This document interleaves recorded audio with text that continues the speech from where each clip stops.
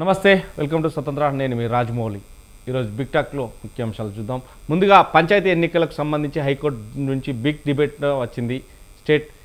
State విధించేందుకు statement విధించేందుకు ధర్మాసనం నిరాకరించింది. పంచాయతీ ఎన్నికలకు సంబంధించిన జీవో నెంబర్ 66పై విచారణ చేపట్టిన హైకోర్టు ఎన్నికల ప్రక్రియ మొదలైనందున ఈ దశలో మేము స్టే విధించలేమని చెప్తూ తదుపరి విచారణ 8 వారాలకు వాయిదా వేసింది. ఈ నేపథ్యంలో పిటిషనర్ల నెక్స్ట్ ఏ స్టెప్ విధంగా ఉండబోతుంది? సుప్రీంకోర్టుకు వెళ్తారా? ఇదే ఇవాటి బిగ్ టాక్లో చర్చిద్దాం.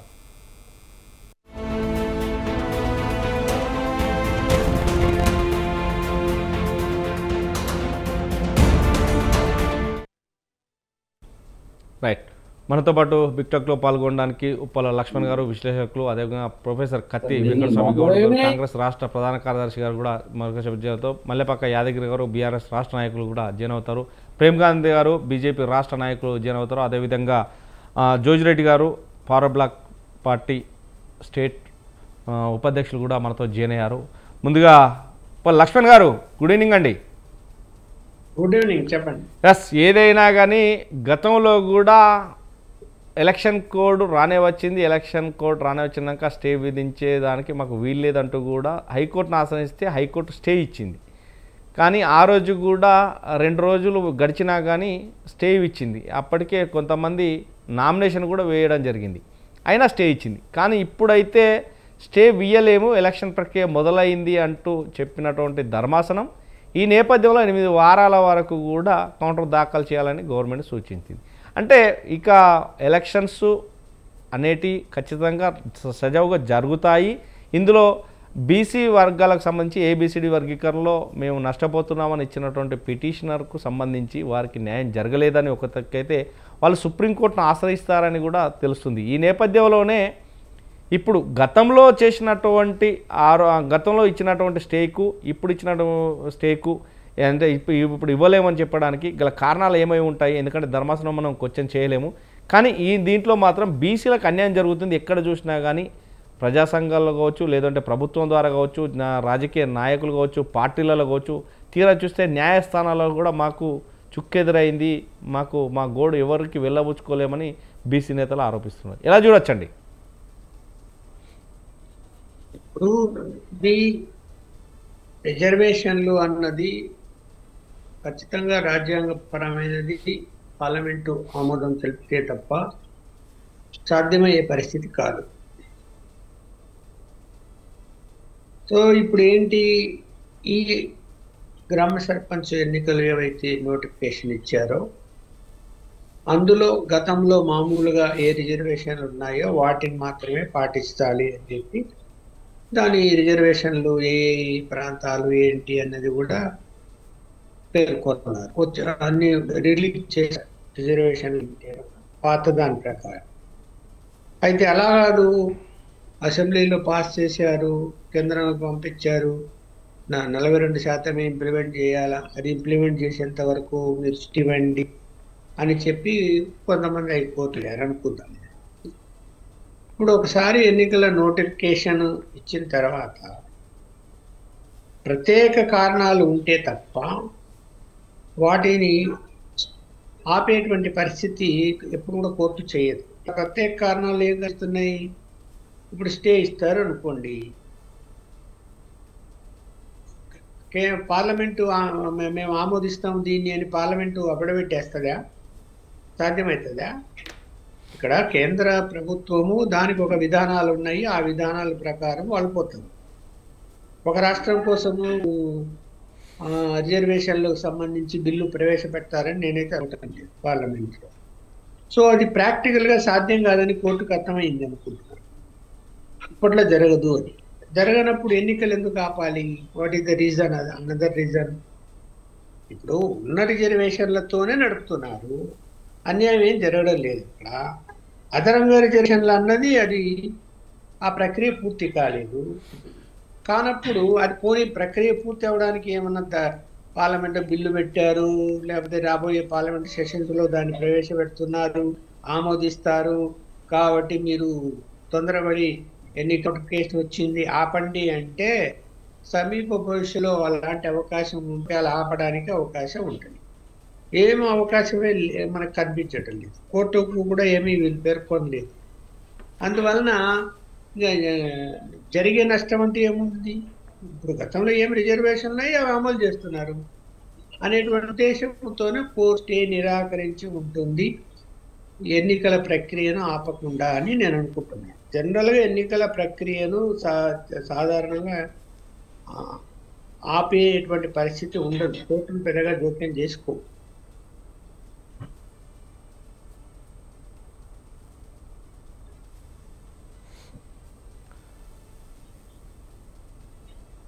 లక్ష్మణ్ గారు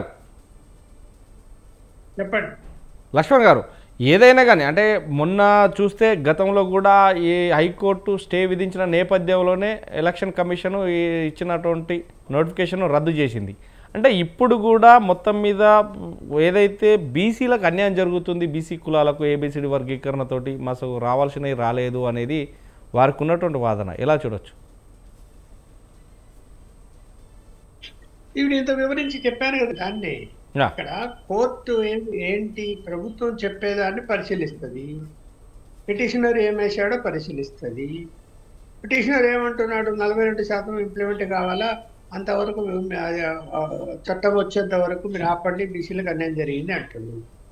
ఇక్కడ అదనము రిజర్వేషన్లు అవి ఆల్రెడీ రిజర్వేషన్లు ఉన్నవి, ఉన్న దానిల మేరకే నోటిఫికేషన్ ఇచ్చారు. కాబట్టి అదనంగా పెంచేటువంటి దానికి సమీప భవిష్యత్తులో ఆ బిల్లు పాస్ అవుతుంది అనేది లేదు. అక్కడ స్పష్టంగా ఏమీ లేదు, ఎవరు దాని మీద హామీ ఇవ్వలేదు. అందువలన కోర్టు ఎన్నికలు ఎందుకు ఆపాలి అనేది కోర్టు భావిస్తుంది అని నేను అనుకుంటున్నాను. రైట్. ఇప్పుడు ఏదేమైనా ఎస్ ప్రేమ్ గాంధీ గారు, నమస్కారం. ప్రేమ్ గాంధీ గారు, ఇప్పుడైతే మొత్తం మీద పంచాయతీ ఎన్నికలపై హైకోర్టు స్టే విధించడానికి నిరాకరించింది, ధర్మాసనం కూడా నిరాకరించింది. ఈ నేపథ్యంలో పంచాయతీ ఎన్నికలు సజావుగా జరుగుతున్నాయి కదా, దానికి ఆల్రెడీ ప్రక్రియ మొదలైంది, దానికి ఇప్పుడైతే ఇవ్వలేమంటూ కూడా 8 వారాలు గడువు కోరింది. కానీ ఏబిసిడి వర్గీకరణలో బీసీలకు అన్యాయం జరుగుతుంది, అసలు మమ్మల్ని తొక్కి పట్టారు, ఇప్పుడు గవర్నమెంట్ ఇచ్చిన మాట తప్పుతుంది, అదేవిధంగా కాంగ్రెస్ పార్టీ తప్పుతుంది, అదేవిధంగా కూడా మిగతా పార్టీలు కూడా తప్పాయి, ఇప్పుడు మాకు బీసీలకు పెద్దపీట వేస్తామన్నట్టు పార్టీలు లేవు. ఇప్పుడు ధర్మాసనం కూడా మా మాట వినట్లేదు, ధర్మాసనం న్యాయబద్ధంగా పోయినా కానీ దాన్ని క్వశ్చన్ చేసే అధికారం ఎవరు లేదు కాబట్టి మా పరిస్థితి ఎవరికి చెప్పుకోవాలి? ఇక శరణ్యమే మాకు సుప్రీంకోర్టు. అంటే సుప్రీంకోర్టు కూడా కొన్నిసార్లు మనం చూసామంటే వాస్తవానికి హైకోర్టును ఎలా చెప్పింది దాని పునరావసరం దాంట్లో ఏమన్నా కొలిక్కి ఉంటేనే తప్ప వేరే అయితే జోక్యం చేసుకోలేదు హైకోర్టును సుప్రీంకోర్టు అనేది ఉంది. కానీ ఎలా చూడొచ్చు, మొత్తం మీద ఏదైతే గతంలో ఇచ్చినటువంటి స్టే ఉంది దానికి నిరాకరించింది, ఈ నేపథ్యంలోనే పోయింది. కానీ ఇప్పుడు ఎలా చూడొచ్చు? ఓకే, దీన్ని ఒక్క నిమిషం దీని ప్రేమ్ గాంధీ గారు, సార్ చెప్పండి. ప్రేమ్ గాంధీ గారు ఎలా చూడొచ్చు అసలు ఇప్పుడు బీసీలకు నిజంగా అన్యాయం జరుగుతుంది అనేది వాళ్ళ వాదన ఎలా చూడొచ్చు? ముందుగా స్వతంత్ర టీవీ ప్రేక్షకులు అలాగే ప్యానెల్ ఉన్నటువంటి సభ్యులందరికీ నమస్కారం. ఇక మొదటి నుంచి కూడా చెప్తా ఉన్నాము, బీసీలకు ఏదైనా న్యాయం జరగాలంటే అది భారతీయ జనతా పార్టీ వల్లనే సాధ్యమైతే తప్ప ఇంకే పార్టీ వల్ల కూడా సాధ్యం కాదనేటువంటి అంశం అనేక సందర్భాల్లో చెప్పడం జరిగింది. ప్రత్యక్షంగా ఇప్పుడు చూస్తా ఉన్నారు. గతంలో మొన్నటి వరకు వాళ్ళు అనేకమైనటువంటి ఆటలాడి చిట్ట చివరికి ఏమొచ్చింది మనం ఇప్పుడు చూస్తూనే ఉన్నాం. అన్నారు, నిన్న అన్నారు, మొన్న అన్నారు, అదన్నారు, ఇదన్నారు, కోర్టు సాకు చూపించారు, ఇంకో సాకు చూపించారు, ఏ సాకు చూపించారు, లాస్ట్ కు బీసీలకు పూర్తి స్థాయి అన్యాయం జరుగుతుంది క్లియర్ గా అర్థమైంది. ఇక కోర్టు కూడా చెప్పేటువంటి పరిస్థితులు ఏం లేదండి. 8 వారాలు వాయిదా వేసింది అంటేనే పూర్తి స్థాయి ఎన్నికలు జరిగిపోయినట్టే. 3 దశలు కూడా ఎన్నికలు జరిగిపోయిన తర్వాత వాయిదా, ఇంకేముంటదండి? వాయిదా అనేటువంటి అంశం ఎక్కడా లేదు. దానివల్ల వచ్చే ప్రభుత్వానికి కానీ ఎన్నికలు ఆగుతాయనేటువంటి విధానం ఎక్కడ కూడా కనబడట్లేదు. పూర్తి స్థాయిగా ఎన్నికలు జరిగిపోతాయి, దాంట్లో ఏమాత్రం సందేహం లేదు. ఇక సుప్రీంకోర్టుకు వెళ్ళరా అనేటువంటి అంశం, సుప్రీంకోర్టు కూడా అన్ని విషయాల్లో జోక్యం చేసుకునేటువంటి పరిస్థితి లేదు.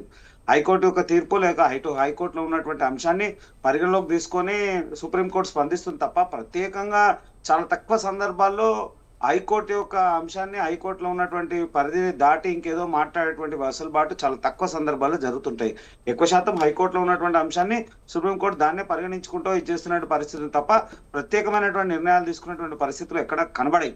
తీడ క్లియర్ కనబడతా ఉంది, ఖచ్చితంగా బీసీలకు అన్యాయం జరిగింది, దాంట్లో ఏమాత్రం సందేహం లేదు. ఇక భారతీయ జనతా పార్టీ మొదటి నుంచి కూడా మేము చెప్తా ఉన్నాము, భారతదేశం వ్యాప్తంగా ఉండేటువంటి విషయాల్లో తెలంగాణ రాష్ట్రం ఒక్కటే కాదు, అనేకమైనటువంటి రాష్ట్రాలు ఉన్నాయి. ఇక్కడ ఉన్నటువంటి బీసీ ఇంకో రాష్ట్రంలో వేరే కులంలో ఉంటా ఉన్నాడు. అక్కడ ఉన్నటువంటి బీసీ ఇక్కడ ఓసీ ఉన్నాడు, ఇక్కడ ఉన్నటువంటి బీసీ అక్కడ ఎస్సీ ఉన్నాడు, అక్కడ ఉన్న బీసీ అక్కడ పోయి అనేక మార్పులు ఉన్నాయి. అంటే ఈ రాష్ట్రంలో ఉన్నటువంటి బీసీ ఇంకో రాష్ట్రంలో బీసీ ఉండాలనేటువంటి పరిస్థితులు, పక్కన ఉన్నటువంటి ఉమ్మడి తెలుగు 2 రాష్ట్రాలనే అనేకమైనటువంటి మార్పులు కనబడతాయి. అక్కడ ఉన్న బీసీ ఇక్కడ ఉన్నాడు, ఇక్కడ ఉన్న బీసీ అక్కడ ఉన్నటువంటి పరిస్థితులు ఉన్నాయి.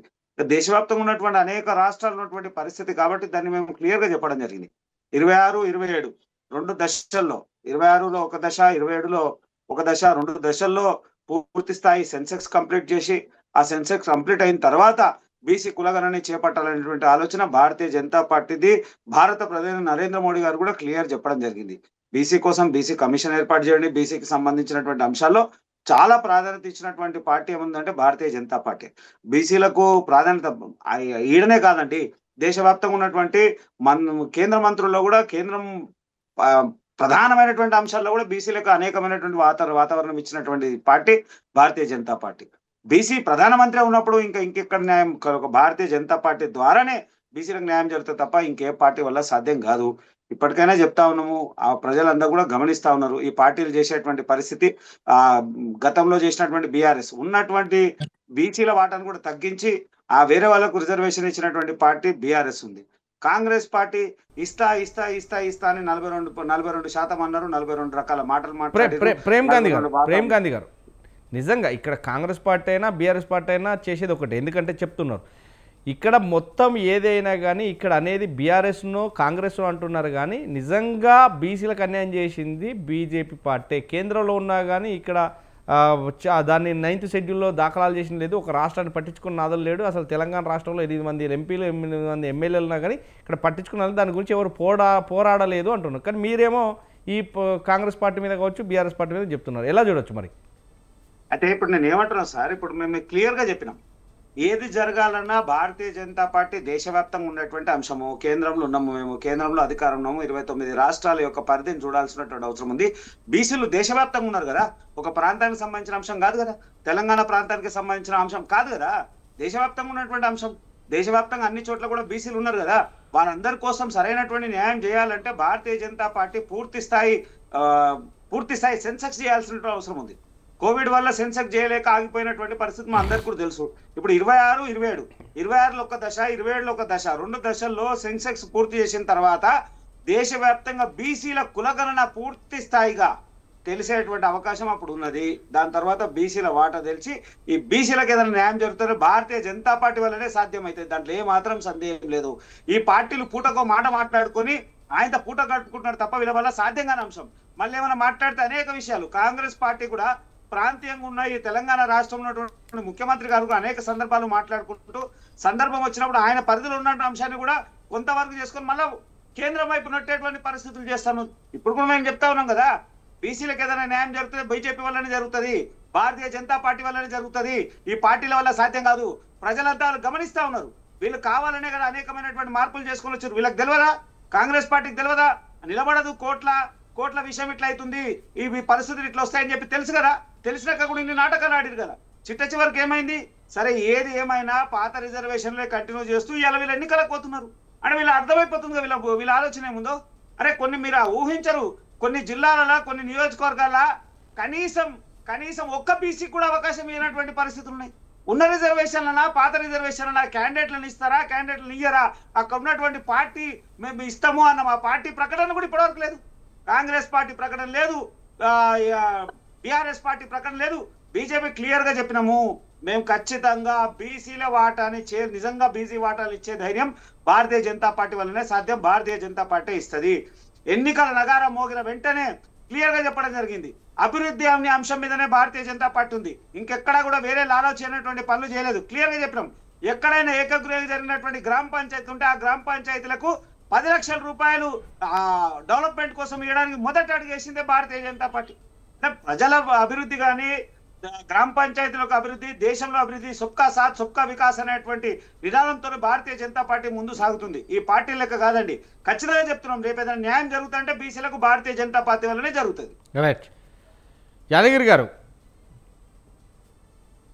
చెప్పండి. యాదగిరి గారు మొత్తం మీద బీసీలకు అయితే పెద్దపీట వేస్తారని బీఆర్ఎస్ పార్టీ కావచ్చు, కాంగ్రెస్ పార్టీ కావచ్చు, బీజేపీ పార్టీ కావచ్చు, ఈ 3 పార్టీలు చేసి కూడా పాత రిజర్వేషనే కొనసాగిస్తున్నాయి. రాష్ట్ర గవర్నమెంట్ కావచ్చు లేకుంటే ఎలక్షన్ కమిషన్ కావచ్చు. కానీ ఏదేమైనా కానీ బీసీలకైతే అన్యాయం జరిగింది. ఈ నేపథ్యంలో బీసీ సంఘాలు కూడా హైకోర్టుకు పోతే కూడా వాళ్ళు స్టే విధించలేమని చెప్తున్నారు. కానీ ఎలా చూడొచ్చు బీసీల పట్ల నిజంగా న్యాయం జరుగుతుందా, అన్యాయం జరుగుతుందా? ఒకవేళ ఎలక్షన్ ప్రక్రియ మొదలైనాక కోర్టులు ఎలా ఉండబోతాయి? ముందుగా మీకు ప్యానెల్లో ఉన్న వారికి, స్వతంత్ర టీవీ ప్రేక్షకులకు నమస్తే, గుడ్ ఈవినింగ్. ఇది తెలంగాణ ప్రజలందరూ ముందుగా ఊహించిందే. ఇది కేవలం మసిగు పూసి మారడిగాయ చేయడం అనే పాత సామెత ప్రకారంగా కాంగ్రెస్ పార్టీ ఎప్పుడైనా బీసీలను నట్టేట ముంచి అబద్ధపు హామీలతోటి మోసగిస్తుందని చెప్పి మా బీఆర్ఎస్ పార్టీ కూడా ఎప్పటికప్పుడు చెప్పుతూనే ఉన్నది. వీరు కావాలని బీసీ ఓటర్ల కోసం, బీసీ ఓటర్ల ద్వారా లబ్ధి పొందడం కోసం మాత్రమే ఇన్ని రోజులు బీసీ రిజర్వేషన్ 42% అని చెప్పి కళ్ళబొల్లి బాటలు చెప్పిన ప్రభుత్వం రేవంత్ రెడ్డి గారి ప్రభుత్వం.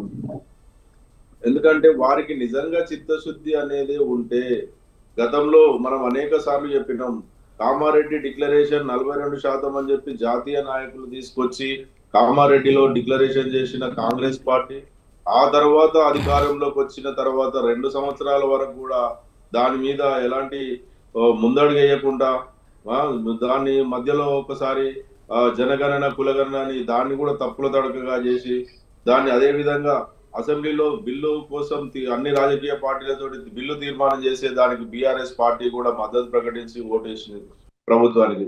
మరి గవర్నర్ దగ్గరికి పంపించిన తర్వాత గవర్నర్ దగ్గర నుంచి రాష్ట్రపతి దగ్గర పెండింగ్ పడితే దాన్ని ఒకవేళ నిజంగా బీసీల మీద చిత్తశుద్ధి ఉంటే కేంద్రం దగ్గరికి వెళ్ళి రాష్ట్ర ముఖ్యమంత్రి పెద్దన్న పాత్ర పోపించి తెలంగాణ రాష్ట్రంలో ఉన్నటువంటి అన్ని రాజకీయ పార్టీలను అఖిలపక్ష నాయకత్వంలో వెళ్ళి ప్రధానమంత్రి దగ్గరికి వెళ్ళి కేంద్రంలో షెడ్యూల్ 9 చేసి ప్రత్యేక చట్టం చేస్తే ఈ రోజు ఈ ఎలక్షన్లకు బీసీలకు న్యాయం జరిగేది. అందరికి ఈ రోజు 42% రిజర్వేషన్ వచ్చేది. కానీ వారికి ఇష్టం లేదు. గతంలో ఒకవేళ నిజమైన చిత్తశుద్ధితోటి గతంలో పివి నరసింహారావు గారు ప్రధానమంత్రిగా ఉన్నప్పుడు తమిళనాడు ముఖ్యమంత్రి జయలలిత గారు ఏ విధంగా పట్టుబట్టి చట్ట సవరణ కేంద్రంలో చట్టం చేసి 9వ షెడ్యూల్లో చేర్చి ఆ చిత్తశుద్ధితో చేసిందో అదే నిబద్ధతతోటి ఈ రోజు రేవంత్ రెడ్డి గారు చేస్తే ఈ రోజు బీసీలకు న్యాయం జరిగేది. కేవలం తూతు మంత్రంగా చేసి దాన్ని అక్కడే రాష్ట్రపతి దగ్గర పెండింగ్ లో ఉండగానే మధ్యలో ఒకసారి ఆర్డినెన్స్ అని చెప్పేసి బీసీలను మభ్య పెట్టుకుంటూ ఆర్డినెన్స్ ఉండగానే మళ్ళీ జీవో నెంబర్ 9 అని చెప్పేసి ఎక్కడ హైకోర్టు చివాట్లు పెట్టిన తర్వాత మళ్ళీ ఇప్పుడు ఈ రోజు ఎన్ని రకాల అబద్ధం హామీలు చెప్తే తెలంగాణ ప్రజలు బీసీలు ఏమైనా అమాయకులు అనండి, చాలా విఘ్నులు మేధావులు ఈ రోజు అందరికీ అన్ని తెలుసు ప్రజలను ఏ విధంగా కాంగ్రెస్ పార్టీ మోసం చేస్తుందో అని చెప్పేసి. గతంలో కేసీఆర్ గారి గవర్నమెంట్ లో 23% చట్టం ప్రకారం 23% ఉన్నది. మరి ఈ రోజు కనీసం ఆ 23% కూడా లేకుండా 17% పార్టీ పరంగా 19 అని చెప్పి ఇప్పుడు చేసింది 17% రిజర్వేషన్ మాత్రమే చేశారు. ఇది ఎంతవరకు సబబు ఒకసారి బీసీ ప్రజలు గమనిస్తున్నారు కదండి. కేవలం మభ్య పెట్టడం కోసం మాత్రమే, బీసీల ఓట్లను దండుకోవడం కోసం మాత్రమే బీసీలకు 42% రిజర్వేషన్ అని చెప్పేసి కళ్ళబొల్లి మాటలు చెప్పిన ఈ రేవంత్ రెడ్డి గారి కాంగ్రెస్ పార్టీ ప్రభుత్వం రేపు గ్రామ పంచాయతీ ఎన్నికల్లో వాళ్ళు గ్రామీణ ప్రాంత ప్రజలే ఈ రోజు ఈ తెలంగాణ రాష్ట్రంలో కాంగ్రెస్ పార్టీ ప్రభుత్వం ఏర్పాటు చేయడానికి ముఖ్య కారణం గ్రామీణ ప్రాంత ప్రజలు. ఎందుకంటే ఆ రోజు రేవంత్ రెడ్డి గారు శాసనసభ ఎన్నికల్లో అనేక హామీలు గ్రామీణ ప్రాంతంలో కేసీఆర్ గారు 1 ఎకరానికి రైతులకు 10,000 రూపాయలు పెట్టుబడి సాయం ఇస్తూ నేను 15,000 ఇస్తా, అదే విధంగా రైతు కూలీలకు ఇస్తా, కౌలు రైతులకు ఇస్తా, ఏకకాలంలో 2 లక్షల రూపాయలు రుణమాఫీ చేస్తా అని చెప్పి చెప్పుకుంటూ పోతే చాలా ఉన్నాయి. మా విద్యార్థులకు స్కూటీలు ఇస్తా అని చెప్పేసిండు, తులం బంగారం ఇస్తా అని చెప్పేసిండు, 2,500 మహాలక్ష్మి అని చెప్పేసిండు. ఇవి ఏవి ఇవ్వకుండా నిరుద్యోగులకు ఉద్యోగాలు ఇస్తా అని చెప్పి ఇవి ఏవి ఇవ్వకుండా కేవలం ఎలక్షన్ల కోసం మాత్రమే ఈ రోజు మళ్ళీ ఒక కొత్త నాటకానికి తెరలేపిండు. ఈ ఎలక్షన్లు అయిపోయినాక కూడా ఇప్పటికే రైతు బంధు 2 సార్లు 3 సార్లు ఎగ్గొట్టిండు. ఒక్కసారి అవి కూడా కేసీఆర్ గారు జమ చేసిన పైసలు మాత్రమే 2 ఎకరాలకు 3 ఎకరాలకు చేసిండు. అవి కూడా పూర్తి స్థాయిలో ఇవ్వలేదు. రుణమాఫీ 2 లక్షల రుణమాఫీ కూడా అందరికీ పూర్తి స్థాయిలో కాలేదు. కాబట్టి ఏ గ్రామీణ ప్రాంత ప్రజలు, రైతులు, కార్మికులు, కర్షకులు ఏ ప్రజలైతే కాంగ్రెస్ పార్టీకి ప్రభుత్వ ఏర్పాటుకు సహకరించారో ఈ రోజు అదే కాంగ్రెస్ పార్టీని బొందబెట్టడం కోసం, పంచాయతీ ఎలక్షన్ లో బొందబెట్టడం కోసం సిద్ధంగా ఉన్నారు. ఎందుకంటే ఒక్కసారి నమ్ముతారు, వారి మాటలను నమ్మిరు, ఈ రోజు నమ్మి మోసపోయారు. కాబట్టి మళ్ళీ కేసీఆర్ గారు రావాలి, కేసీఆర్ గారిని మనం పోగొట్టుకున్నాం, మళ్ళీ సారే రావాలి, కేసీఆర్ రావాలి, అట్లయితేనే ఈ తెలంగాణ గ్రామీణ పల్లెలు బాగుపడతాయని చెప్పేసి ఎదురు చూస్తున్నారు. గతంలో 60 సంవత్సరాలు కాంగ్రెస్ పార్టీ ప్రభుత్వం ఉన్నది, కానీ 10 సంవత్సరాలు 60 ఏళ్ల కలను కాంగ్రెస్ పార్టీ 60 ఏళ్ల కలను తెలంగాణ ప్రజల కలను సాకారం చేసిన కేసీఆర్ గారు ఈ రోజు తెలంగాణ రాష్ట్రాన్ని సాధించిన తర్వాత నీళ్లు, నియామకాలు, నిధులు అని చెప్పేసి మన కేసీఆర్ గారు ఈ రోజు తెలంగాణ ప్రత్యేక రాష్ట్రం, ఇది ఎప్పటి నుంచి అండి? 1969 నుంచి ఈ ఉద్యమం మొదలైంది. 1969 నుంచి మొదలై ఆ తర్వాత 72లో కూడా ప్రజాసమితి పార్టీ చెన్నారెడ్డి గారు పెట్టి 10 మంది ఎంపీలను గెలిపించినా కూడా కాంగ్రెస్ పార్టీ ఆ ప్రజాసమితి పార్టీని చెన్నారెడ్డి గారికి ఏ విధంగానైతే నమ్మించి ఆ రోజు కాంగ్రెస్ పార్టీలో విలీనం చేసి ఆ రోజే రాకుండా అడ్డుకున్నది కాంగ్రెస్ పార్టీ. అనేక సందర్భాల్లో కాంగ్రెస్ పార్టీ అడ్డుకున్నా కూడా కేసీఆర్ గారు ఒక్కడే మొదలై 2001 నుంచి పార్టీని స్థాపించి 2014లో మనం తెలంగాణ రాష్ట్రాన్ని సాధించాడు. చివరికి తన ప్రాణాలు అనేక ఉద్యమాలు ఏర్పాటు చేసి, అనేక సకల జనుల సమ్మె అని చెప్పి, రైలు రోకో అని చెప్పి, అనేక రోడ్లపై వంట వార్పు చేసి భారతదేశంలో ఉన్నటువంటి అన్ని రాజకీయ పార్టీలను మెప్పించి ఒప్పించి తెలంగాణ రాష్ట్రాన్ని సాధించి అదే రాష్ట్రానికి తొలి ముఖ్యమంత్రి. యాదగిరి గారు, మన సబ్జెక్ట్ ఏంటంటే సబ్జెక్ట్ అది కాదండి, సబ్జెక్ట్ అది కాదు. మీరు పక్క పల్లె ప్రగతి ప్రకృతి వనాలని చెప్పి శ్మశాన వాటికల అభివృద్ధి.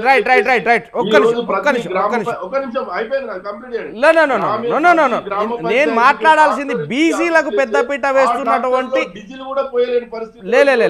నేను అనేది రాష్ట్ర అభివృద్ధిలో భాగమైనటువంటి BRS party, Congress party, BJP party అనట్లేదు. జస్ట్ ఇప్పుడు ఎలక్షన్ జరిగేలో స్టే ఇవ్వడానికి హైకోర్టు నిరాకరించింది. బీసీల పట్ల నిబద్ధత ఏ పార్టీకి ఉంది, ఎవరు ముందుకు వచ్చారు అనే తప్ప మనం రాష్ట్రాల అభివృద్ధి చెందుతున్నానే ప్రతి ఒక్క రాష్ట్రంలో ప్రతి ఒక్క ముఖ్యమంత్రులు ఉన్నారు, మంత్రులు ఉన్నారు, మేము చేస్తామంటే చేస్తూ ఉంటారు. అది మీ హయాంలో మీరు చేశారు, ఇప్పుడు హయాంలో మేము చేస్తున్నామని వాళ్ళు చెప్తున్నారు. సో ఇప్పుడు దాని గురించి చర్చ కదా, ఓన్లీ ఇప్పుడు నడిచే ఎలక్షన్ స్ట్రెంత్ మీద మాత్రం మనకు చర్చ. Yes, thank you. జోజిరెడ్డి గారు నమస్కారం అండి. నమస్తే జోజిరెడ్డి గారు, ఎలా చూడొచ్చు? మొత్తం నమస్కారం. బీసీలకు పెద్దపీట వేస్తామన్న కాంగ్రెస్ పార్టీ 42% బీసీలకు రిజర్వేషన్ ఖచ్చితంగా కల్పించిన తర్వాతే ఓట్లకు పోదామన్నటువంటి కాంగ్రెస్ పార్టీ కావచ్చు, మేమే కర్మకర్త బీసీలకు పెద్దపీట వేయాలన్నా ఏదైనా మాతోటి సాధ్యమన్నది బీజేపీ పార్టీ కావచ్చు, మేము ఖచ్చితంగా మళ్ళీ మేము బీసీలకు ఇప్పటి వరకు ముందు ఉంచాము, ఇప్పుడు కూడా ఉంచుతామని చెప్తున్నటువంటి బీఆర్ఎస్ పార్టీ కావచ్చు. ఇవన్నీ చూస్తే మాత్రం 3 ముక్కల ఆట టైపే ఉంది. కానీ బీసీలకు ఎవరు పెద్దపీట వేస్తున్నారు, ఎలా ఉంది? కానీ ఎప్పుడో వేసిన గొంగడి అక్కడే ఉన్నట్టుగా మళ్ళీ పాత సామెత, పాత ప్రకారమే రిజర్వేషన్లు ఖచ్చితంగా పాత రిజర్వేషన్లు వచ్చాయి. బీసీలకు ఎక్కడ న్యాయం జరిగింది, ఎలా అనుకోవచ్చు? బీసీల కోర్టుల చుట్టూ తిరిగిన న్యాయం జరుగుతలేదని చెప్తున్నారు. వారి ఆ బాధన వారికి ఉన్నది అంటున్నారు. ఎలా చూడొచ్చండి?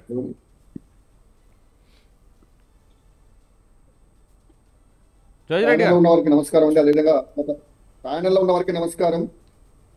అదేవిధంగా స్వతంత్ర టీవీ ప్రేక్షకులకు నమస్కారం. ఈరోజు ఏదైతే హైకోర్టులో తీర్పు ఏదైతే ఇచ్చిందో, ఏదైతే రిజర్వ్ పెట్టిందో, స్టే ఇవ్వలేదో, దాన్ని గమనించినప్పుడు అప్పుడు ఇచ్చింది, ఇప్పుడు ఇవ్వలేదు అనేది మీ ప్రశ్న. ఆ రోజున 50% దాటిపోతుంది, 42% రిజర్వేషన్ ఇస్తే అనే ఉద్దేశంతో ఆ రోజున కంప్లీట్గా స్టే ఇచ్చేసి ఆపింది. ఒక్కరోజు ఆ రోజు మొదలైంది, ఆ రోజే ఆపేసింది. కానీ ఈ రోజున నామినేషన్లు వేసుకోవడానికి కంప్లీట్ అయిపోతున్నది. రిజర్వేషన్ల మీద మేము ఎలాంటి తీర్పు ఇవ్వలేము, పెండింగ్ పెట్టేసి 6 వీక్స్ ఏమో వాయిదా ఇచ్చింది.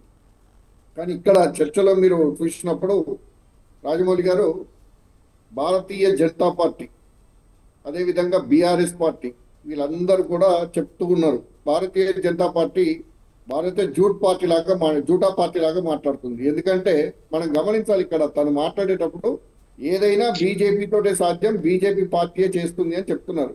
బీజేపీని ఇచ్చినప్పుడు ఎవరైనా వద్దన్నారా? 42% దేశ ప్రకారం ఇప్పుడు 17 రాష్ట్రాలలో వాళ్ళదే ఉన్నది ప్రభుత్వం.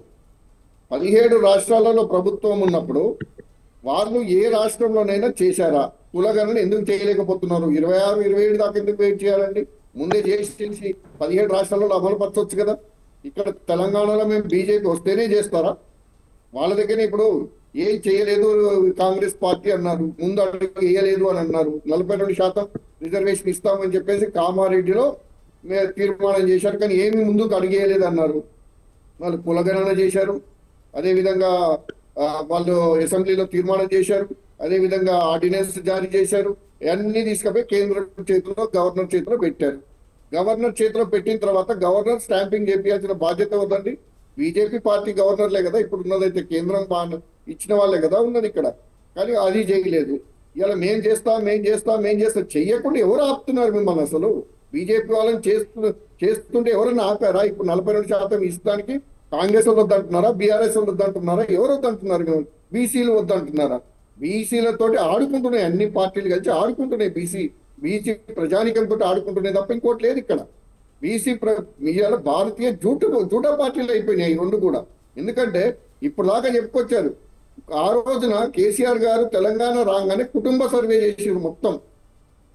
మొత్తం కుటుంబ సర్వేలో మొత్తం వచ్చింది కదా, డాటా మొత్తం వచ్చేసింది కదా. ఎవరున్నారు, ఏం ఉద్యోగం చేస్తున్నారు, ఎంత భూమి ఉంది, ఎంత ప్రాపర్టీస్ ఉన్నాయి, వాళ్ళు ఏ కులం, ఏ మతం అన్ని రాసుకొని వచ్చారు కుటుంబ సర్వేలు చేసి. ఏమైంది అది? ఇవాళ వరకు కూడా దాని మీద ఏమి రాలేదు కదా. తీసుకొచ్చి పెట్టిన తర్వాత దాని మీద చేయకపోయిన మరి బీసీలకి న్యాయం చేస్తే మీరే చేసేవాళ్ళు కదా. బీఆర్ఎస్ వాళ్ళు ఎందుకు చేయలేదు? ఇలా బీజేపీ వాళ్ళు మాట్లాడుతున్నారు. ఏం మాట్లాడుతున్నారు? మేము చేస్తాం, మా చేతులతోనే ఉంది. అక్కడ బీసీ ప్రధాని అయిపోయి ఇప్పుడు 12 సంవత్సరాలు దాటిపోయింది. మరి బీసీ ప్రధానమంత్రి అయిన తర్వాత బీసీ పేరు మీద ఆ రోజున ప్రధానమంత్రి అయ్యిండు. ప్రధానమంత్రి అయినప్పుడు చేస్తాను ఆయన తలుచుకుంటే ఒక్క నిమిషం పని, ఒక ఆర్డర్ పాస్ చేసేసి ఇలా కులగణన మొదలు పెట్టండి, భారతదేశంలో అన్ని ఏబిసిడి వర్గాలు చేయండి బీసీలకి చెప్పడానికి ఆపలేదు ఎవరు? కాంగ్రెస్ లో అబ్జెక్షన్ పెట్టారా వద్దని? రెడ్డి గారు, మేము 28 రాష్ట్రాల దేశం మొత్తం ఉన్నాము పాలన, మన తెలంగాణ రాష్ట్రం కాదుగా చూడాల్సింది. అనేక రాష్ట్రాల యొక్క పరిధులు వేరు ఉంటాయి కదా. నేను మీకు చెప్తున్న అంశం క్లియర్ గా జరిగే ఉన్నటువంటి పాలసీ మ్యాటర్ లో సందర్భం ఉంటది. మిమ్మల్ని బీసీ ప్రధానమంత్రి ఉన్నప్పుడు బీసీలకు మీరు న్యాయం మీరే చేస్తారు అని మీరే చెప్తున్నప్పుడు మీరు ఎందుకు ఆపుతున్నారు? మీరు చెయ్యొచ్చు కదా. తెలంగాణ రాష్ట్ర ప్రక్రియ జరుగుతున్నది, ఎక్కడ ఆపుతలేము, ఎక్కడ ఆపుతలేము. మీరు కాంగ్రెస్ పార్టీ అత్యుత్సాహం చేసింది, మేము ఎక్కడ ఆపుతలేము. ప్రక్రియ జరుగుతుంది, జరగాలి. కోవిడ్ వల్ల ప్రేమ్ గాంధీ ఒక్క ఆయన కన్ఫ్యూజ్ కాదు, ఆయన మొత్తం కన్ఫ్యూజ్ అయినాక మీరు మమ్మల్ని తీసుకుంటారు. ఎందుకు చేపట్టట్లేదు? మీరు మీ చేతిలో ఉంది కదా. భారతదేశంలో ఉన్న 18 రాష్ట్రాలలో మీరే ఉన్నారు కదా. మిగతా రాష్ట్రాలను పక్క పెట్టితే కులగణన వద్దని ఎవరైనా ఆపుతున్నారా మిమ్మల్ని?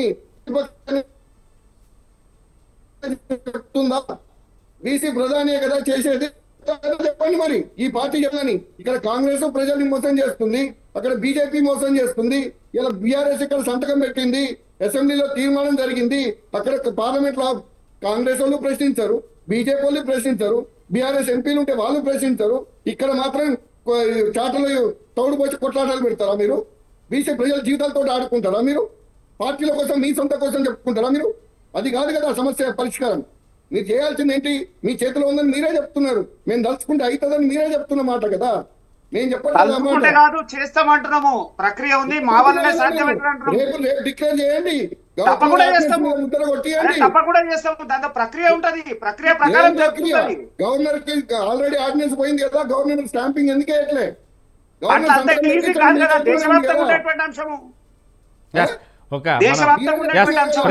ప్రేమ్ గాంధీ గారు, మనం ఇంతకు ముందు కూడా గతంలో కూడా చర్చించింది ఇదే. ఎందుకంటే భారతదేశ వ్యాప్తంగా కులగణన జనగణన జరుగుతుంది. ఈ నేపథ్యంలో ఏ రాష్ట్రానికి సంబంధించింది ఆ రాష్ట్రమే తప్ప ఆ రాష్ట్రంలో ఇందులో కలపడం ఇందులో అందులో కలపడం. ఎందుకంటే ఈ రాష్ట్రంలో ఉన్నటువంటి ఒక కులంలో అంటే బీసీ కులంలో చాలా వర్గాలు ఉన్నాయి. ఈ నేపథ్యంలో ఇక్కడ ఇక్కడ బీసీ ఉంటే ఇంకొకడ రాజులు ఉన్నారు, ఇంకొకడ ఎస్సీలు ఉంటారు, అంటే వేరే ఇలా వేరే మహారాష్ట్రలో రాష్ట్రాలు ఇలా ఇలా ఎస్సీలు, ఇలా ఉన్న ఓసీలు నేపథ్యంలో ఏ రాష్ట్రానికి సంబంధించిన కులగణన జనగణన జరిగితే ఆ రాష్ట్రానికే ప్రక్రియ మొదలు పెట్టాలి మన తప్ప తోటి విడిపోయిన మొత్తం కూడా కాదు. రాష్ట్రాలు అలాంటి సంభాషణలో ఎవరైతే మేము ఉన్నారో భారతదేశాన్ని మాత్రమే మొత్తం చేసిన తర్వాత అనేది అది కొంత కరెక్ట్ కాదు అనేది కొంతమంది వాదనలు కూడా విన్నాం. ఈ నేపథ్యంలోనే ఎక్కడ ముందొస్తే నిజంగానే కులగణన ఇక్కడ జరిగింది, జనగణన ఇక్కడ జరిగింది అన్నప్పుడు అది క్లోజ్ చేస్తే బాగుంటుంది. ఎస్, నెక్స్ట్ మీ దగ్గరికి వస్తాను. కత్తి వెంకటస్వామి గారు. నమస్కారం. వెంకటస్వామి గారు, ఏదైనా కానీ మొత్తం మీద మేము వస్తే ఖచ్చితంగా బీసీలకు 42% రిజర్వేషన్ ఇచ్చిన తర్వాతే ఖచ్చితంగా ఎలక్షన్లకు పోతామని స్వయంగా సీఎం రేవంత్ రెడ్డి గారు, అదేవిధంగా మా పార్టీ అధ్యక్షులు గారు నిజంగా పోతాము, లేదు అంటే గతంలో సీఎం కేసీఆర్ గారు అన్నట్టే ఇక్కడ కూడా అన్నారు. ఎందుకంటే తల తెగిన పర్లేదు, మాట ఇస్తే మడమ తిప్పేది లేదు అనే మాట మాత్రం మాట్లాడుకొచ్చారు. కానీ తీరా చూస్తే ఎక్కడ వేసిన గొంగడు అక్కడే ఉండి ఆ పాత రిజర్వేషన్లు అమలులోకి వచ్చింది. ఏంటి ఈ కథ అంతా ఎక్కడి నుంచి వచ్చింది, ఎక్కడికి పోయింది? అసలు బీసీలకు నిజంగా న్యాయబద్ధంగా రాజ్యాంగబద్ధంగా వస్తే కనుక, బీసీలు పెద్దపీటలు వేస్తే కనుక బీసీలు ముఖ్యమంత్రులు అవుతారా, లేకుంటే ప్రధానమంత్రులు అవుతారా, మంత్రులు అవుతారా? ఇప్పటికీ ఆల్రెడీ బీసీ ప్రధానమంత్రిగా ఉన్న నేపథ్యం ఉంది. కానీ ఏమవుతారు అనుకొని బీసీలను అనగదొక్కుతున్నారు అనే వాదనలు మాత్రం బీసీ సంఘాల నుంచి మొదలవుతున్నాయి. మాకు ఎక్కడికి పోయినా న్యాయం జరగట్లేదు, ఇస్తామన్న కాంగ్రెస్ కూడా ఇవ్వలేకపోయింది, చేస్తామన్న బీజేపీ చేయలేకపోయింది, ఇక బీఆర్ఎస్ అయితే అటు ఇటు కాకుండా మమ్మల్ని చూడట్లేదు అనేది ఒక వాదన బీసీలలో వస్తుంది. ఏంటి పరిస్థితి? ఒకవేళ ఎలక్షన్ రేపు జరిగితే మహారాష్ట్రలో చేసినట్టు మళ్ళీ ఏమన్నా కోర్టు ఉత్తర్వులు రానున్నాయా, మొత్తం ఎలక్షన్ క్యాన్సల్ అని? ఇదే చర్చించుకుంటారు. ఎలా ఉండబోతుంది? ప్యానల్ ఉన్న మిత్రులందరికీ, మీకు ప్రేక్షకులకు అందరికి కూడా నమస్కారం. ముందుగా ఏంటంటే బీసీల పరిస్థితి రాముడు లేని అయోధ్య లాంటిది ఈ దేశంలో. సో ఇంకొకటి చెప్పాలి, ఒకవేళ బీసీలకు సపోర్ట్గా మాట్లాడినటువంటి జోజిరెడ్డి గారు కూడా బీసీ కాదు, ఓసీ.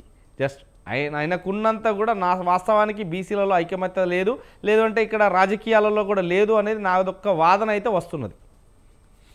సరే, నేను ఏమంటున్నానంటే రాజమౌళి గారు దేశం మొత్తం మీద కూడా మొదటి నుంచి, అంటే మనం 70 సంవత్సరాల చరిత్ర చూసినా, అంతకుముందు స్వాతంత్రం ఉందని చూసినా కూడా ఈ బీసీ అనేటువంటి వర్గం ఏదైతుందో ఇది నా గర్కా నా ఘాట్కా, ఎవడికి అంటే కిందోడికి పట్టలేదు పైవాడికి పట్టలేదు అన్నట్టుగా ఉంటది. సో బాగా నష్టపోతున్నది, బాగా నెగ్లిజెన్స్కి గురవుతున్నటువంటిది. అన్ని పార్టీలు కూడా ఈ వర్గాల ఓట్లను తోటి అధికారం వచ్చినటువంటి అన్ని పార్టీలు కూడా ఏవి కూడా సముచితమైనటువంటి న్యాయం చేయలేదు ఈ దేశంలో అనేటువంటిది నిర్వివాదాంశం. అది నేను పార్టీలో ఉన్నప్పటికీ కూడా నేనేం చెప్తున్నాను, అన్ని పార్టీలలో కూడా ఆధిపత్య కులాల యొక్క సామ్రాజ్యమే నడిచింది. సరే, కారణాంతరాలతోటి కొంత ప్రజాస్వామిక సామాజిక సంకల్పం ఉన్నటువంటి కారణంగా కాంగ్రెస్ పార్టీ కొంత చేసుకుంటూ వచ్చింది. సరే, మధ్యలో వచ్చినట్టు అన్ని చూసినాం. ఇవాళ మనం ఇక్కడికి పరిమితం అయిదాం అనుకుంటే, ఇవాళ ఇంత పెద్ద ఎత్తున దేశం మొత్తం మీద ఓబీసీ ఆర్ బీసీ అని మనం అంటున్నాం, దేశం మొత్తానికి కలిపినప్పుడు ఓబీసీ అంటున్నాం. ఈ దేశంలో బీసీ ఓబీసీ ఈ మధ్య తరగతికి సంబంధించినటువంటి చర్చ ఇవాళ జరగడానికి కారణము కాంగ్రెస్ పార్టీనే. కాంగ్రెస్ పార్టీ యొక్క ఉదయపూర్, రాయపూర్ యొక్క రిజర్వేషన్స్ ను ఒకసారి మనం చూస్తే అది ఊతమిచ్చింది. దానికి ముందు నిలబడి అగ్రెసర్డ్ గా నిలబడి అర్జున్ లా కొట్లాడుతున్నటువంటి రాహుల్ గాంధీ గారికి ఈ క్రెడిట్ దక్కుతుంది. ఇప్పుడు మన దగ్గర మేమెంతో మాకంతా అనే మాటను ఆయన హిందీలో ఒక వర్డింగ్ కాయిన్ చేసినారు. జిన్కి జితని ఆబాది ఉనికి ఉతిని భాగీదారి. ఎవరికి ఎంతో వాళ్ళకంత భాగీదారి ఉండాలా, వాళ్ళకంత భాగస్వామ్యం ఉండాలనేటువంటి దాన్ని దేశవ్యాప్తంగా ఇలా తీసుకొని కాంగ్రెస్ విత్ ఇన్ పార్టీలో కూడా కొన్ని వర్గాలు బాగా ఒత్తిడి చేసి ఇది ముందుకు రావద్దు అనుకున్నటువంటి దశ నుంచి కాంగ్రెస్ యొక్క పాలసీగా తీసుకొచ్చినటువంటి ఘనత రాహుల్ గాంధీ గారి దొరుకుతుంది. దాని కారణంగా మేము కులగణన చేయము, ఈ కులగణన సాధ్యం కాదు, మేము చెయ్యమంటే చెయ్యమని సుప్రీంకోర్టుకు అఫిడవిట్ ఇచ్చినటువంటి కేంద్ర ప్రభుత్వం ఇదే మోడీ గారి నేతృత్వంలో ఆయన ఉన్నప్పుడే, ఆయన ఇప్పుడున్నాడు అప్పుడున్నాడు, అప్పుడు ఒక యాక్ట్ చేసినాడు ఏంటంటే కులగణన సాధ్యం కాదు, మేము చేయలేము అని సుప్రీంకోర్టుకు అఫిడవిట్ ఇచ్చిన ఆయన రాహుల్ గాంధీ తీసుకున్నటువంటి ఏదైతే నిదానం ఉన్నదో, ఏదైతే పాలసీ ఉందో దానికి దేశవ్యాప్తంగా అన్ని పార్టీల నుంచి సమ్మతి వచ్చిన కారణంగా అన్ని పార్టీలు వాళ్ళ ఎజెండాలను పక్కన పెట్టి ఓబీసీ ఎజెండాకు మద్దతు తెలిపిన కారణంగా Bharatiya Janata party inevitable conditions లో మేము కులగణన చేస్తాము అని అన్నారు. మిత్రుడు గాంధీ గారు చెప్తున్నారు మేము 26కి చేస్తాము, 27కి చేస్తాము, 29కి చేస్తాము అని అంటున్నారు. ఇదే కేంద్ర ప్రభుత్వం నుంచి 2-3 ప్రకటనలు రాజమౌళి గారు ఇందాక మీరు చెప్పినారు, అది మీరు ఇంకా స్పష్టంగా నేను చెప్తున్నా, మీరు చెప్పిన దాన్నే కేంద్ర ప్రభుత్వానికి సంబంధించిన పెద్దలు అనేక సార్లు మోడీ గారితో సహా చెప్పింది ఏంటంటే రాష్ట్రాలకు స్వేచ్ఛ ఉంది, ఇది అంత కామన్ లేదు, ఒక కులం అనేటువంటిది కామన్ గా లేదు.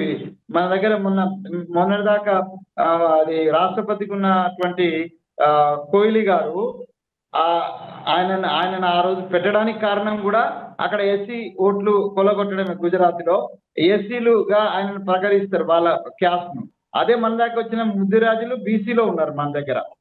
సో ఇదంతా దృష్టిలో పెట్టుకొని రాష్ట్రాలే చేయాలని చెప్పిన ఇదే కేంద్ర ప్రభుత్వము ఇలా రాష్ట్రాల వారీగా కులగణన చేసినటువంటి వాళ్ళను ఆదరించకపోవడము, దాన్ని కేర్ చేయకపోవడము.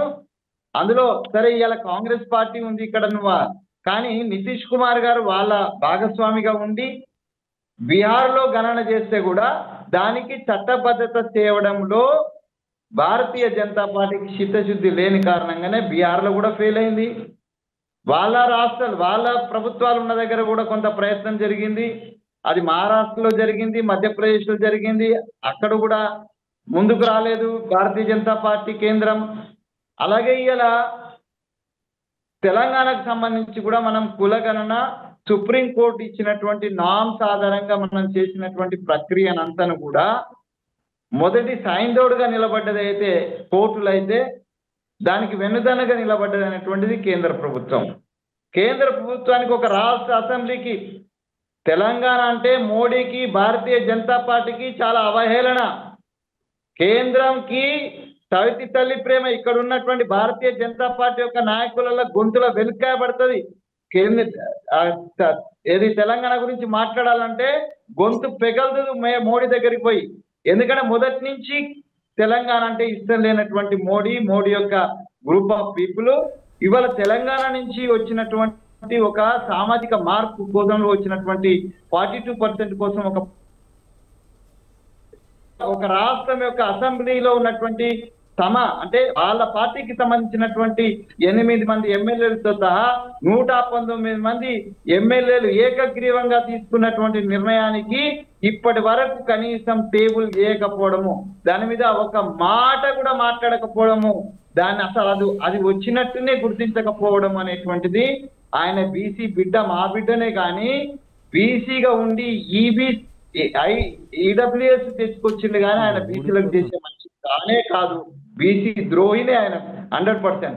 పేరు మాది, ఓట్లు మావి, మా పేరుతోటే ఇలా ప్రధానమంత్రిగా కొనసాగుతున్నాడు అక్కడ. కానీ మా బిడ్డలకు, మా బీసీ బిడ్డలకు, ఓబీసీ బిడ్డలకు న్యాయం చేయడానికి ఆయనకు మనసు ఒప్పటం లేదు. మన్ కీ బాత్ క్యా హై బోల్తా భీ నహీ. ఈ విషయంలో ఆయన మన్ కీ బాత్ ఏంటో ఎందుకు ఇప్పటి వరకు దాన్ని చర్చకు తీసుకురాలేదు. ఇందాక మీరు అడిగినారు కదా, జోజిరెడ్డి గారు కూడా అడిగినారు కదా, వాళ్ళకు సంబంధించినటువంటి కార్యకర్తలే ఇవాళ గవర్నర్, దాంట్లో డౌట్ ఏం లేదు.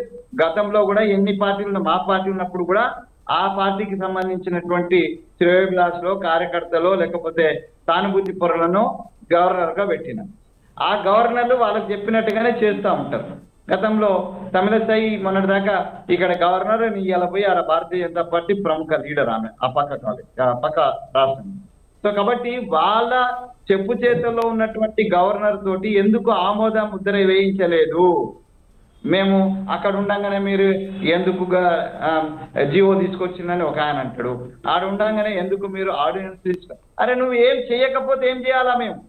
మేము ఆల్టర్నేట్ ప్రయత్నాలు అన్నీ చేసినాం, ప్రయత్నం చేయకుండా ఉండలే.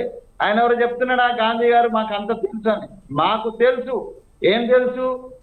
సుప్రీంకోర్టు ఇచ్చినటువంటి నియమ నిబంధనల ప్రకారం నేను కూడా ఒక అడ్వకేట్, ఆ నియమ నిబంధనల ప్రకారము కులగణన చేసి సబ్మిట్ చేస్తే ఇదే సుప్రీంకోర్టు గతంలో 50% కాదు కదా మీకు 70% ఇవ్వడానికి రెడీనే, కానీ మీరు ఒక అధికారిక గణన చేసి మాకు సమర్పిస్తే అని అన్నారు.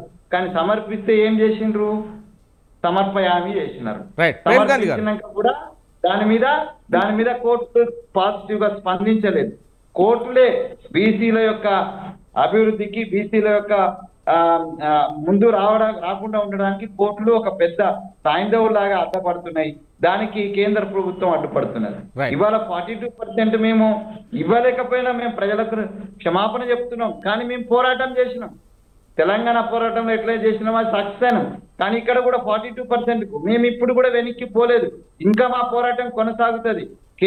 మీరు చెప్పినట్టుగా రాష్ట్రాల వారీగా గణన జరిగినప్పుడు రాష్ట్రాల వారీగానే తీసుకొని ఏ రాష్ట్రానికి ఆ రాష్ట్రానికి ఇవ్వడం అనేటువంటిది కరెక్ట్. దాన్ని కేంద్ర ప్రభుత్వం ముందుకు తీసుకురావాలి. ఇవాళ ఇంకొక చిన్న అంశం ఏంటంటే, ఇందాక జోజిరెడ్డి గారు కూడా చెప్తున్నారు, ఇప్పుడు ఈ అంటే గతంలో ఉన్నటువంటి 23% కూడా అంటే దాని మీద ఎవరు కోర్టుకు పోయినట్టు లేరు. సో ఒకవేళ మీరు ఎందుకు స్టే రాలేదంటే, కోర్టుకు పోయిందంటే 42 మీద పోయింది. 42 ఆల్రెడీ ఇన్ ద కోర్ట్. 42కి సంబంధించినటువంటి 50% క్యాప్ కారణంగానే, సుప్రీంకోర్టు యొక్క ఒత్తిడి కారణంగానే ఇవాళ పాత రిజర్వేషన్ ప్రకారము కాంగ్రెస్ పార్టీ కావచ్చు, ఇక్కడ ఉన్న ప్రభుత్వం కావచ్చు, తప్పనిసరి పరిస్థితిలో ఇన్ఎవిటబుల్ గా మేము ఎలక్షన్ పోవాల్సి వచ్చింది. మాకు మనసులో మాత్రము మాకు బాధగానే ఉన్నది. దీంతో మేము ఎలక్షన్ పోవడం అనేటువంటిది ఒక రకమైనటువంటి బాధ తోటే మేము బీసీ ప్రజలకు మేము తల వంచి నమస్కారం చేస్తూనే మేము చెప్తున్నాం, మేము ఫైట్ చేస్తున్నాం. రేపు ఏది జడ్పీటీసీ ఎంపీటీసీ వచ్చేంత వరకైనా ఇది ఒక సొల్యూషన్ వస్తుంది అనేటువంటి ఆశాభావ దృక్పథంతో ఒక పోరాట పటిమతోటే మేము మా ప్రభుత్వం ముందుకు వెళ్తున్నాం. రైట్. ప్రేమ్ గాంధీ గారు. సార్, ఇప్పుడు రాజమౌళి గారు, మీరు రెడ్డి గారు మాట్లాడుతూ అది ఎట్లా సాధ్యమవుతుంది, చేయొచ్చు, మీరే అంటున్నారు, మేమే చేస్తాం. నిజం చెప్తా ఉన్నాం, దాంట్లో ఏమాత్రం సందేహం లేదు. కొన్ని వాస్తవాల ప్రకారం వారు మాట్లాడే ప్రకారం క్లియర్ చెప్తా ఉన్నాము. భారతదేశ వ్యాప్తంగా ఉన్నటువంటి అంశంలో తెలంగాణ రాష్ట్రం ఉన్నటువంటి రాష్ట్రానికి భారతదేశం ఉన్నటువంటి రాష్ట్రాలకు వ్యత్యాసం చాలా డిఫరెంట్ ఉంది.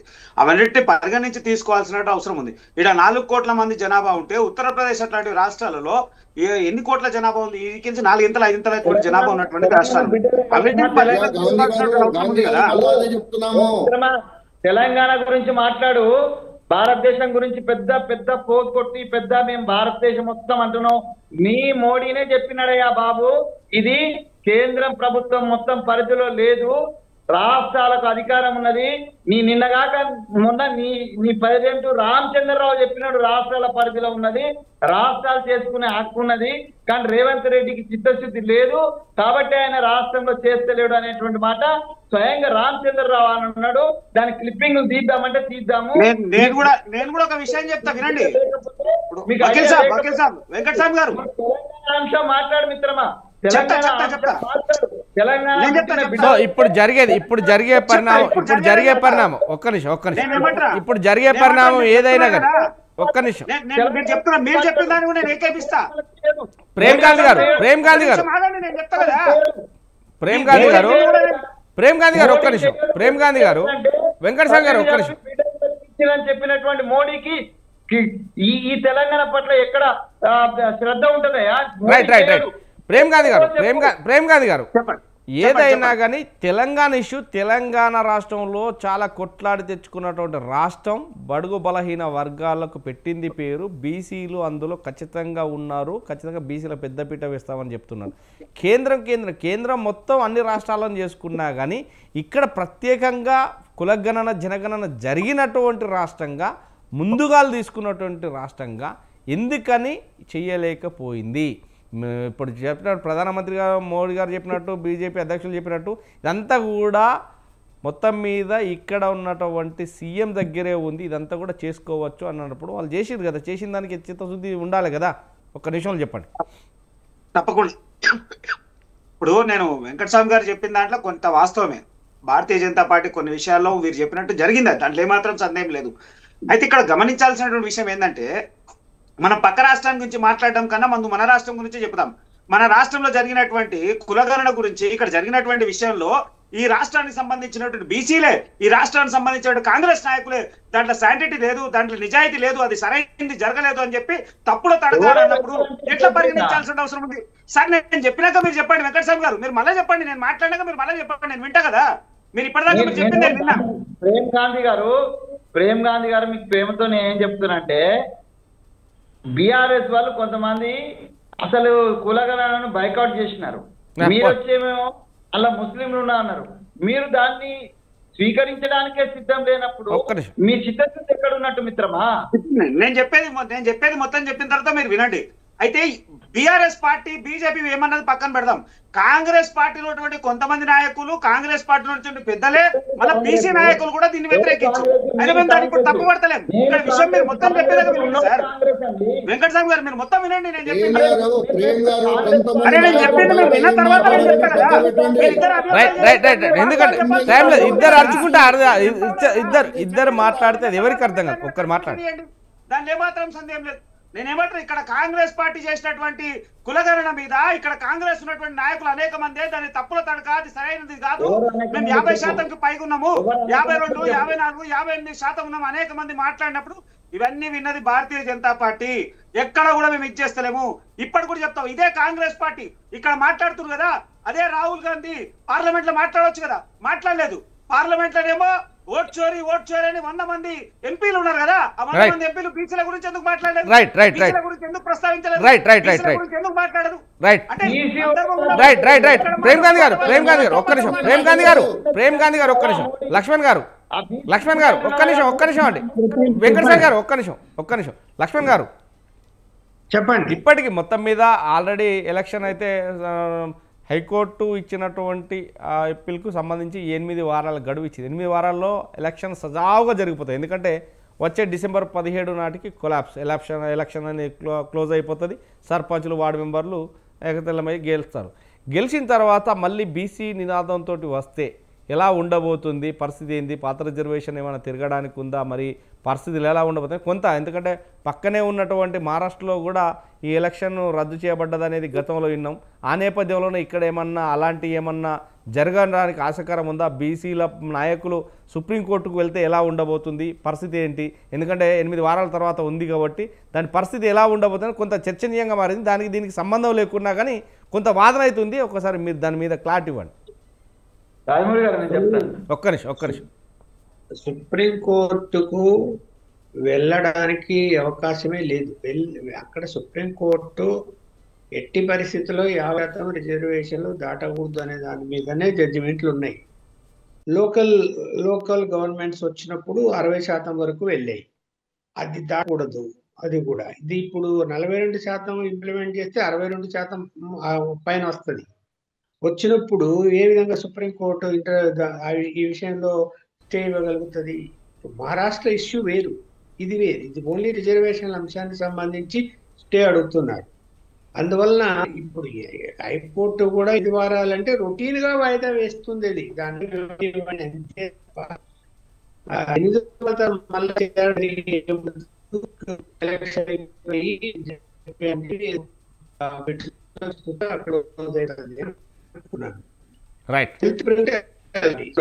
సుప్రీంకోర్టు వెళ్తారా, సాంకేతిక పరంగా వెళ్ళరా అనేది.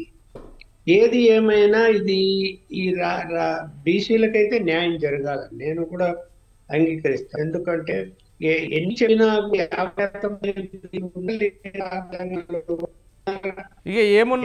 ఏమున్నా కానీ ఏదున్నా కానీ లక్ష్మణ్ గారు ఏదున్నా కానీ బీసీలకు నిజంగా న్యాయం జరగాలని మీకుంది, అందరికీ ఉంది, స్వతంత్ర న్యూస్ ఛానల్ తరఫున మాకు కూడా ఉంది. కానీ ఈ నేపథ్యంలోనే స్థానిక ఎలక్షన్లో గ్రామ పంచాయతీ ఎలక్షన్లు అంటే ఒక వాడివేడి చర్చ జరుగుతుంది. గ్రామ పంచాయతీలు నిధులు వస్తేనే గ్రామ పంచాయతీలు అభివృద్ధి జరుగుతాయి. గ్రామ పంచాయతీల మండలాల నుంచి జిల్లాలు ఇట్లా జరుగుతాయి. కానీ గ్రామ పంచాయతీలలోనే బీసీలకు అన్యాయం జరుగుతుందంటే రేపు ఎంపీటీసీ జెడ్పీటీసీ అప్పటికి ఎవరెరుగు అసలు ఎలా ఉండబోతుందో చెప్పలేము రేపటిదాన్ని. అన్యాయం జరిగే అవకాశాలు లేవు. పార్టీ పరంగా 40% మేము అమలు చేస్తాము. ఆల్రెడీ 42% బీసీల ప్రకారము రిజర్వేషన్లు ఎక్కడెక్కడ వస్తాయో లిస్టు గవర్నమెంట్ దగ్గర తయారై ఉంది. అది అందరికీ ఇచ్చే అవకాశం తీసుకోవచ్చు రాజకీయ పార్టీలు. కాంగ్రెస్ పార్టీ అధికారం ఉంది కాబట్టి క్లియర్ గా చెప్పారా. ఇప్పుడు ఒక చోట ఓసీ ఒక గ్రామ పంచాయతీ ఉందనుకోండి, అక్కడ బీసీకి టికెట్ ఎందుకు ఇవ్వకూడదు?